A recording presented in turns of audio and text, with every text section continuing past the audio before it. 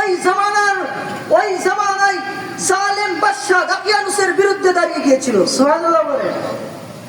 ওই জালেম বাদশাহ যে নিজেকে খোদা দাবি করত এবং বলতো যারা মূর্তি পূজা করবে না, যারা এক আল্লাহকে আল্লাহ মানবে তাদেরকে হত্যা করা হবে। এই 7 জন যুবক ওই বাদশাহ, জালেম বাদশাহ রাজপ্রাসাদ থেকে বের হয়ে গেল। যারা বের হয়ে বলল না না না, আমরা আল্লাহ ছাড়া কাউকে আল্লাহ মানি না। এই যুবকগুলোর সব সময় দরকার, এরকম যুবক প্রত্যেকটা জামানায় দরকার, যাদের কথা আল্লাহ তাআলা পবিত্র কালামুল্লাহ সূরা কাহাফে বলেছেন। শুধু তাই না, এরকম যুবক আমার রাসূলের জামানায় ছিল কি ছিল না? জোরে বলেন, ছিল কি ছিল না? আল্লাহ রাসূল যখন এলায়ে কালিমাতুল্লাহ, আল্লাহর বিধানকে পৃথিবীর মুখে উত্তোলন করার জন্য যখন দ্বীনের দাওয়াত দিতে লাগলেন, মক্কার কাফেররা আল্লাহ তাআলার রাসূলের বিরুদ্ধে যখন গেল, আল্লাহ রাসূল সাল্লাল্লাহু আলাইহি ওয়াসাল্লাম মক্কা থেকে হিজরত করে যখন মদিনায় গেলেন, প্রথম হিজরি দ্বিতীয় হিজরিতে যখন বদরের যুদ্ধ হলো, 2 জন সাহাবী, ছোট সাহাবী, নাম হলো মুআজ, নওয়াজ, দাঁড়িয়ে গিয়েছে। সুবহানাল্লাহ বলেন। 2 জন দাঁড়িয়ে গিয়েছে, যুদ্ধের ময়দানে যাবে। হযরত আব্দুর রহমান ইবনে আউফ রাদিয়াল্লাহু তাআলা বলেন, আমি যুদ্ধের ময়দানে তাকিয়ে দেখি যে আমার ডানে বামে 2টা ছোট বাচ্চা দাঁড়িয়ে আছে। আমি বললাম, হাই হাই, অন্য মানুষের সামনে বাহাদুর থাকে, আমার সামনে ছোট বাচ্চা, কি করব?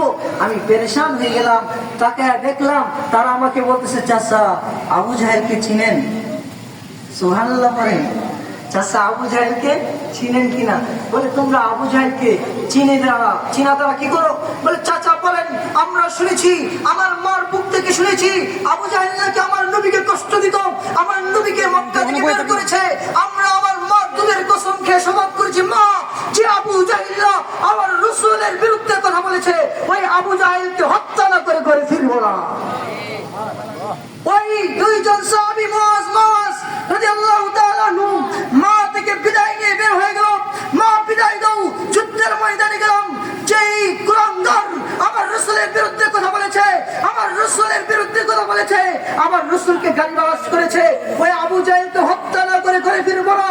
হযরত সালমান ফারসি রাদিয়াল্লাহু তাআলা আব্দুর রহমান ইবনে আউফ রাদিয়াল্লাহু তাআলা বলেন, আবু জাহেলকে দেখা আমি যখন বললাম এটাই আবু জাহেল, ওই 2 জন বাচ্চা বাস পাখির মতো জালেমের উপর পড়ছে। সুবহানাল্লাহ বলেন।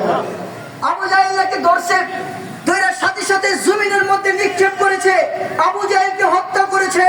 ইসলামের সৈনিকরা বুঝিয়েছেন, মা, যেই কুরাঙ্গার আমার রাসূলের বিরুদ্ধে কথা বলবে, রাসূলের খতমে নবুয়তের বিরুদ্ধে কথা বলবে, রাসূলের ইজ্জতের উপর আক্রমণ করবে, আমি মুআজ তাকে আল্লাহ রাসূলের ইজ্জতের বিরুদ্ধে কথা হবে, আমরা সহ্য করতে পারবো?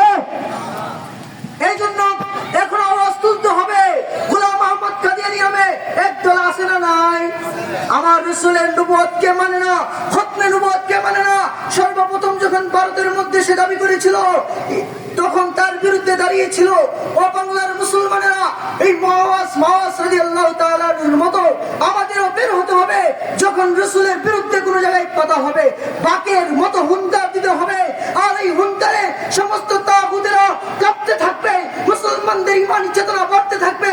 আর আমাদের যারা ঈমানি চেতনাকে সামনে রেখে আগাবে, আল্লাহ বলেন, রিজালুল্লাহ, তাদের কথা আমি আল্লাহ তাআলা বলবো, ইতিহাসের পাতায় তাদের কথা স্বর্ণাক্ষরে লেখা থাকবে।